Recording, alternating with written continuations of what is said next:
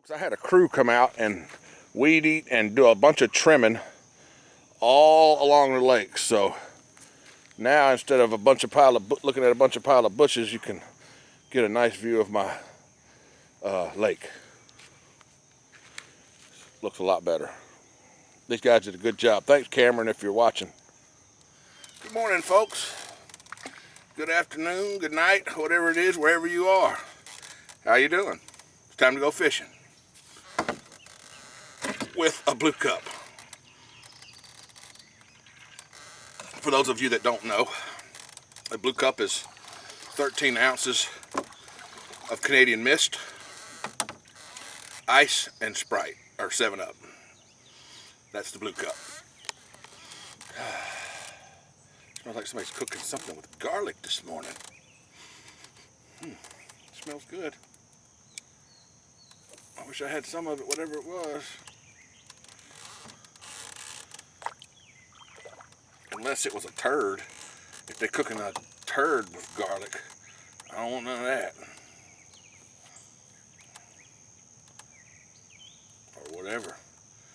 Yeah, if it's something good, they're cooking with garlic. It smells good, but it may not taste that wonderful. They could be cooking an old shoe with garlic. I don't think I want that either.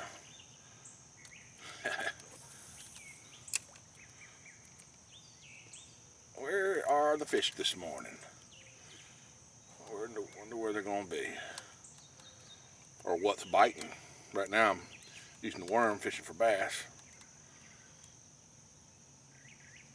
Maybe I'll try a beetle spin or something for some bluegill.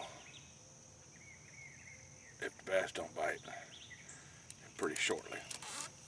If you're really interested in my recipe for the drink, the blue cup, you can click the video or search for the video Science of a Blue Cup. Just Science of a Blue Cup. And you'll see the science of a blue cup. Okay, folks, it's beetle spin time. I got tired of throwing the worm. Want something a little bit different.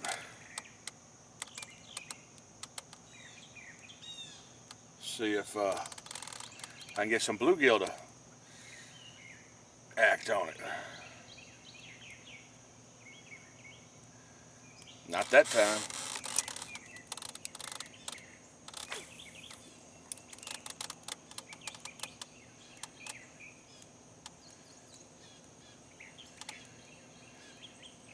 Yep, I felt it again.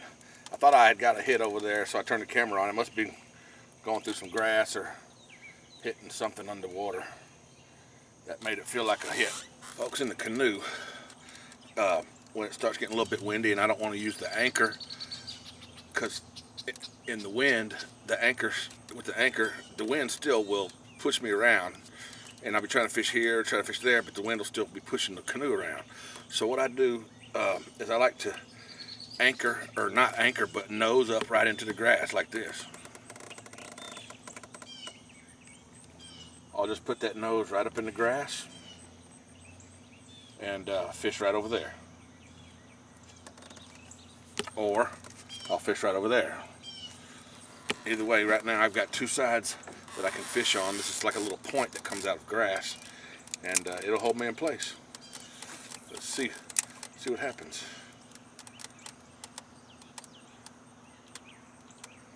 Got a tap.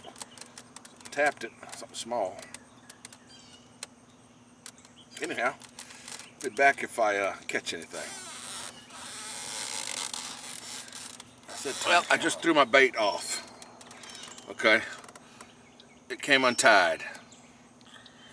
I did it exactly like they tell you to on the back of the package. Go figure. Now I have to go buy another beetle spin because mine went that direction. So I guess whoever put this on there, I guess I'm gonna have to call them and tell them that I put it on exactly like they told me to, and so much is gone, and they need to send me another beetle spin. How to tie the tri-line knot.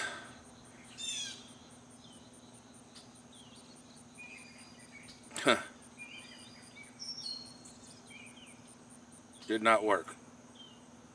Did not work, folks. Don't try that knot on the back of the damn package. That's okay. We're gonna switch to this little thing. And it's little. I call it a little bug, but it just looks like a little minnow. First fish today on that little lure is a little bass. Hold on a minute, folks. Let me deal with this. Yeah, he's a little bass. Whoa, hang on a minute. I'll get it out of you.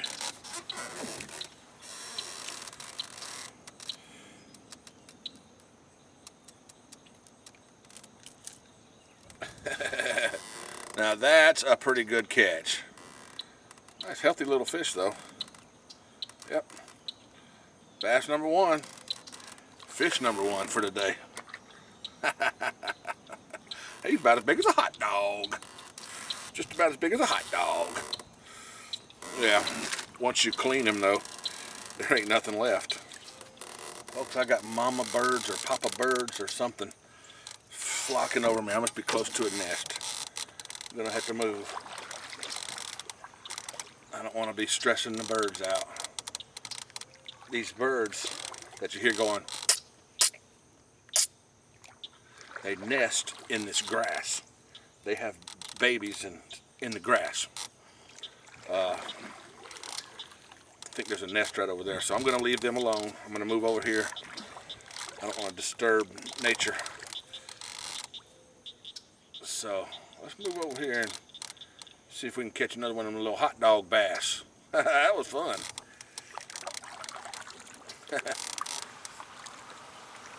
Wow, as I pull up into the grass, you can hear it on the canoe. Grasshoppers or something are just jumping everywhere. Alright, something hit it. Something nice hit it. Something a little nicer than usual. It's what I wanted. A bluegill. Yeah, now that, my friends, is what I'm going for. Get the hook out real quick. Now, I caught this one in deep water. I was fishing the bank, around the grass. Decided to cast out there. Cast out there in the deeper water. Kabam! Got this nice size bluegill. Yeah. About 4 of those and make you a damn meal. Heck yeah! Let's put him back.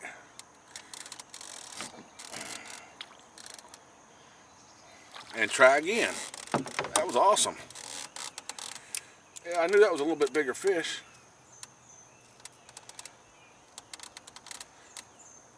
He hit nice. Let's go through the same area. See what happens.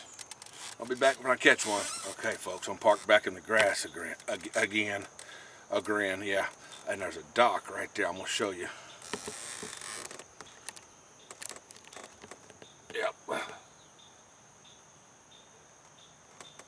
And I'm gonna throw over there and see what happens.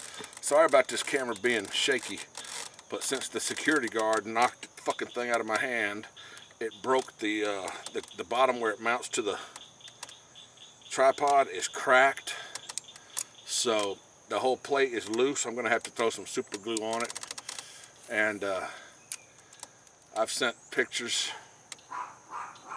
to the, God bless it, I've sent pictures to the security company, and I haven't heard back from them yet. So we're gonna see, maybe they'll replace it,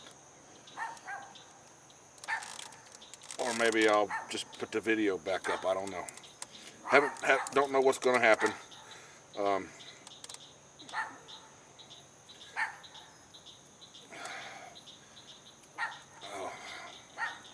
damn dogs. I'll be back. If y'all want to know the name of that lure that I just caught that from, that's this lure right here. Here they come again. It's called a Bitsy Minnow by Strike King. 1/8 ounce. Yeah. I've never seen a water moccasin in this lake. But I have seen plenty of water snakes, which are harmless. No alligators, never seen an alligator. I've seen a couple beaver, which right now I think there's only one living here. There used to be 2. Something happened, one died or something, I don't know what the hell. Plenty of raccoons.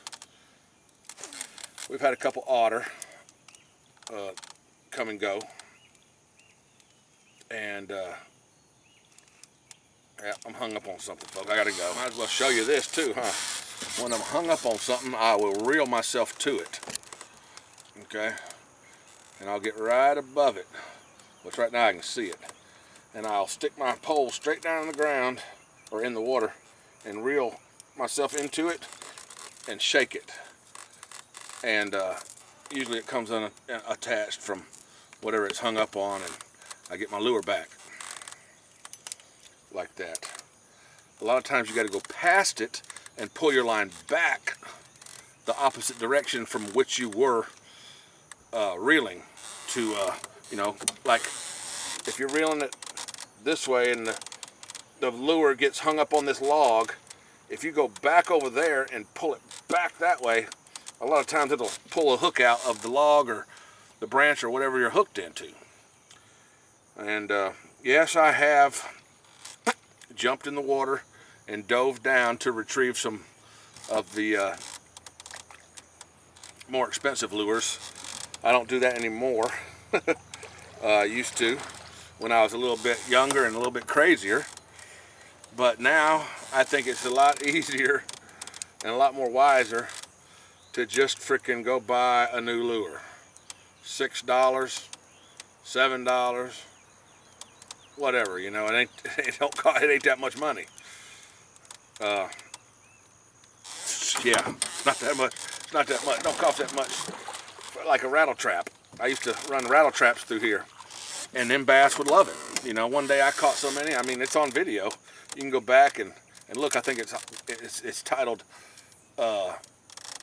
8 bass in 1 brim. Today I catch 8 bass in 1 brim, or some shit like that. 2 brim, or I don't remember. Anyway, just search my fishing videos and you'll find that one. And I believe I was using the rattle trap. And yeah, sometimes I'd get caught up in some shit underwater with that rattle trap. And yeah, I didn't want to freaking quit fishing, because I, like, you know, if I lose that rattle trap on a good day like that, they're hitting it good. I want to keep using it, so I might jump in the damn water after that sucker. Yeah. Folks, I forgot to mention, I got my pants on. Ah, we got another little baby though. Woo, he's a feisty one. Or she, he or she, I don't know. Oh, it's a shellcracker. Awesome. Settle down. I'll take it out here in just a second. Alright. Look real close. See that orange right there on the back of that gill? That signifies this as a shellcracker instead of a bluegill. If he's got that yellow or orange on the back of that gill right there, see a little orange spot? That means that's a shellcracker. And you can probably tell the difference. They're good to eat also, but you gotta have a couple more than that, and out of a different lake too, because this shit tastes like fucking dog necks. I don't know what the hell that tastes like, but I don't want to eat one. Folks, I just casted my lure, and in the air a bird came from behind me and was flying right next to it. I mean, it almost looked like they were gonna touch. That was cool. It's starting to rain a little bit. I'm going to turn the camera off. I guess maybe I don't know. If it starts raining real hard, I'll have to turn the camera off and cover it up with my hat, because This one I'm using now is not waterproof.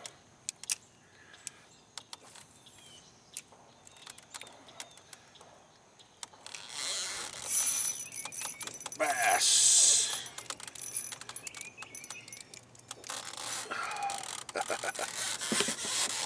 If this ain't a bass, yeah, it's got to be a bass. Damn, that's how much it's pulling too. Oh, it's a bass. Don't go underneath the boat, buddy.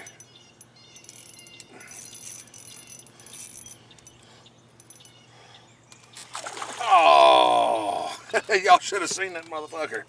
He spit the damn thing out. He was a good one too. Ah, shit. He got off. Damn. That was a big ass bass. He was probably 3 pounds on that little old tiny thing. Those hooks barely freaking even penetrated his mouth, I'm sure. Big as he was. Oh well. That was fun though. At least I didn't have to freaking touch him to take the hook out. That's the kind of fish I like. The ones that you can fight and get a good fight out of until the last minute when you get ready to pick them up, the hook comes out by itself. That's lazy man's fishing right there. That's awesome. That was a nice fish. Wow. That was a nice fish. Folks, thanks for watching. That's the end of this video. You can't catch them all the time.